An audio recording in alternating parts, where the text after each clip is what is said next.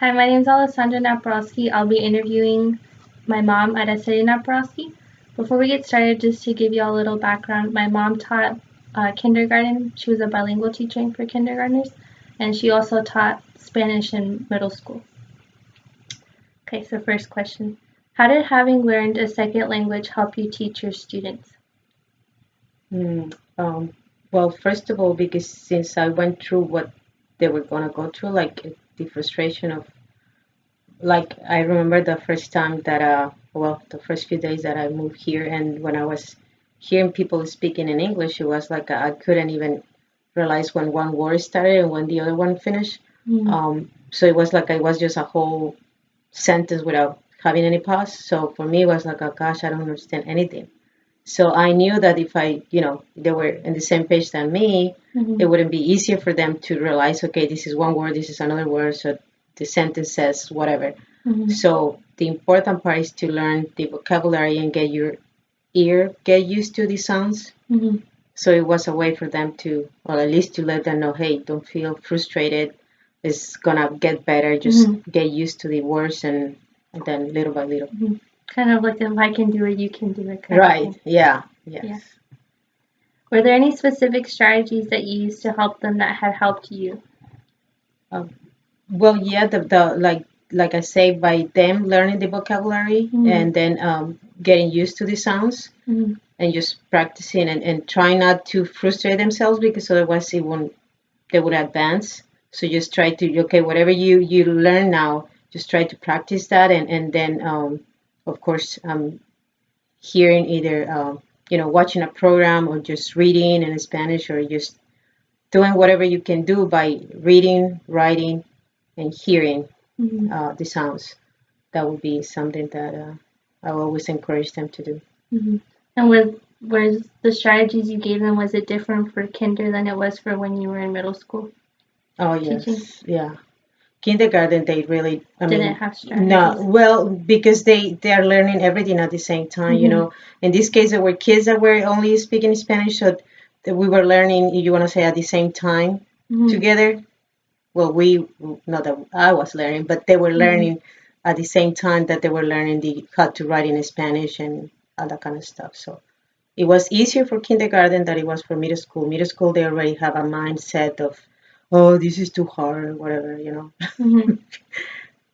Okay, and that kind of leads into my next question. Did you notice a difference in their learning pace between your kindergartners and middle schoolers? Yes, yes, it was. Uh, like I say, for the kindergartens, it was really not. I mean, you have those students that they were good and they were just learning really quick, and the other ones that they need to spend more time.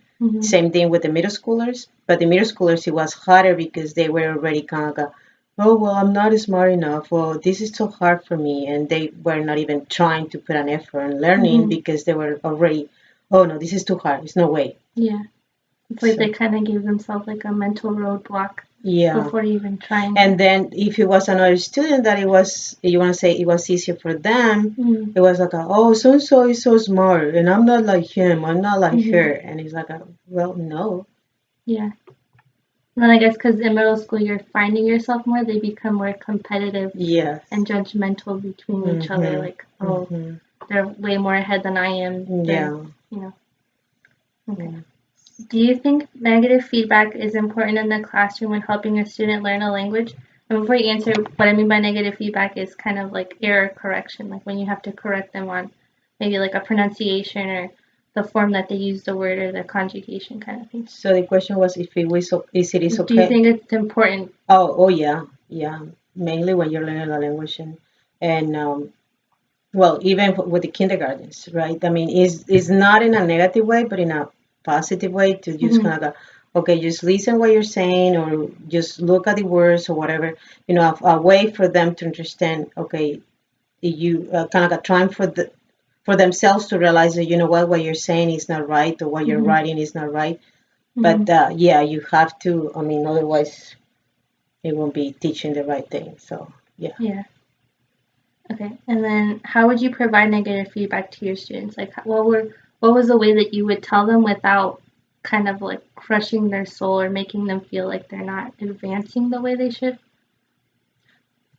Well, Usually, if it was something that we were doing in class, it was easier because it was not just pointing to a specific person, Mm-hmm. because you don't want them to kind of make fun of somebody in Mm-hmm. front of everybody, Mm-hmm. right? But if it was, like I say, if it was an individual, then it was kind of a one-on-one, now without, not having other people hearing or laughing or whatever, right? Mm-hmm. But if it was the whole class, then it was easy. Okay, let's try it again and let's see what you think about this one, and just make sure that they understand the mistake, Mm-hmm. either writing them or just trying to repeat the sentence in a different way for them to realize, oh yeah, I say it in past tense instead of the present tense or whatever, you Mm-hmm. know, or using the correct conjugation in a verb or something like that, Mm-hmm. you know. But yeah, it is important to do it. Mm-hmm. And I think too, like when giving corrections, you have to like explain to them too, like we're all here to learn. Like just because you made an error in Oh, something doesn't mean that you're gonna fail it, kind of thing. yeah, no, and like I Rather, say, because yeah. in my case, I even remember telling stories about the mistakes that I did when I Mm-hmm. just moved here. Mm-hmm. How, because one word that I translated in a way that it was not the correct way because it Mm-hmm. has two different meanings that I didn't know at that point. It was like yeah, you may not feel comfortable, but then for sure you will never forget that. Mm-hmm. Okay. Did you notice a difference in how your students reacted to the feedback between your kindergartners and your middle schoolers? Like how they reacted when you would correct them? Yeah, I think the kindergarten, I think they just kind of go, oh, okay, Mm-hmm. yeah, good, let's move Mm-hmm. on. And the middle schoolers, it was like, sometimes even I remember having kids that because they were raised in a Hispanic home? Hispanic culture, Yeah. they were like, no, you're wrong. I'm like, Yeah. no, I'm not wrong. Yeah, you're wrong. And I'm like, come on, how can you tell me that I'm I'm the wrong? teacher. How can you? Well, not just because I'm the teacher, because Yeah. I was raised in Mexico, so I'm like, Yeah. I know the Spanish, Yeah. and then I'll go, well, no, no, come on, Yeah.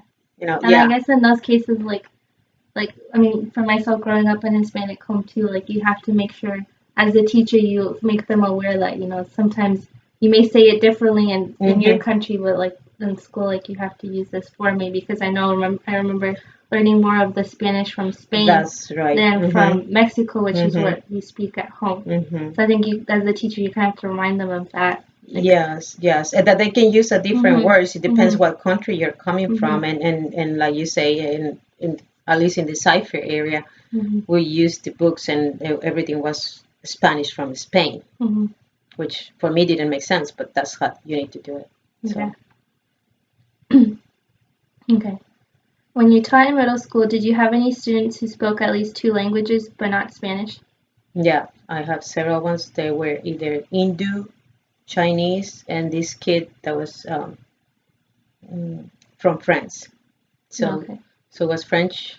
So you learned French first and then English. Yes. Okay. hmm Okay. And then from those students that you have, did you notice if they learned quicker than some of the students who only spoke one language, in this case, which would have been English?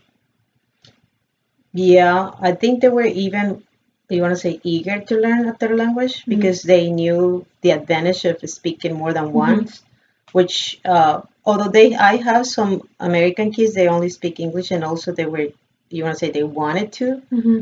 but it seems like, yeah, it was easier for the ones that they already knew more than Mm-hmm. one, to learn a third one. It's kind of like maybe they already knew like the quick tips or strategies to maybe connect words or like maybe they already had an idea how to process the Yes, information that's true. too. Hmm Um, okay. In my textbook, it talks about something called output, and basically this means letting the student have meaningful opportunities in speaking and writing. So it's not just like having the comprehension, but like being able to, talk with someone like we're doing now in English or like how we do in Spanish.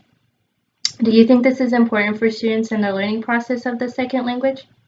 To learn how to write and speak. No, like to have a meaningful like conversation or like not just it being like okay like Oh, no, we're just gonna vocabulary. yeah like not just like learning textbook kind of stuff but like having meaning behind what they're learning like how they're learning the language. Meaning like what, a little bit history or No, like when you have a like having your students maybe oh, have a conversation hmm with each other like not just talking about what they like the textbook is asking them to talk about, like maybe having them converse in Spanish about their day or something, you know, like it having Oh meaning yeah. but Oh learning in the language. Like, yes. I mean, you have to. You have to because it's more attractive for them to do it, mhm, and that way they just don't, like you say, they don't follow the textbooks, but they have something that they can share with each other about mhm, their day or about a movie or mhm, about something that they mhm. both like. But in the language that they're learning. Right. Yeah. Yeah. And I think it gives them more practice to like, I mean, I know for me growing up learning both, but like I would have friends that would speak Spanish, and I think it helped that we would go back and forth between the languages and go like talking about our day, but not just like school stuff. And I Hmm. think it helps them develop it a little more because it's not just using like the direct vocabulary that the textbook is using or like Hmm. being like self-conscious about how you're grammatically Can talking kind of improve. thing. Yeah. Hmm. Yeah. Um, Although that's something that probably it won't be on the you want to say Spanish one, maybe it would yeah. be Spanish 2 or 3. Yeah. Yeah. Okay, last question. Did you ever give your students opportunity to do this, what we just talked about? And how would you have incorporated this in your classroom if you didn't? Yeah, well, that's what I was gonna say. Then the Spanish too, we have. I remember in the textbooks we have some kind of a conversation that the kids were already kind of, you know, either high school or older, and they were Mm-hmm. going for a trip or, uh, let's say, a museum or something. And then, Mm-hmm. okay, what did you see there? What did you like or whatever, and that kind of stuff. And and then we did also like groups, and there was like you were saying, kind of having a conversation, the 2 3 students, and having them some questions and different things that they can share with each other to practice among the whole classroom. Mm-hmm. Even they did what do you call it, skits. Yeah, skits. Yeah, I remember Yeah, doing that. yeah, Yeah. they did, which Mm-hmm. they love those things. Yeah. Yeah. And I think those are the kind of things that like help the students too because it's like they're being creative, Mm-hmm. but in another language, so it kind of pushes them to like think a little bit more outside Mm-hmm. the box of like what they would normally say. Just because Mm-hmm. with translation, sometimes it doesn't directly translate. Oh, Sometimes you have to use something different right. that maybe you don't know and you have to look it up, so it causes them to learn something new. Right. Yeah. Mm-hmm. Yeah. And it's fun for them to do Mm-hmm. it. Yeah. Mm-hmm. Okay, well, It's thank you fun. so much. Oh, okay. This concludes our interview. I hope you enjoyed.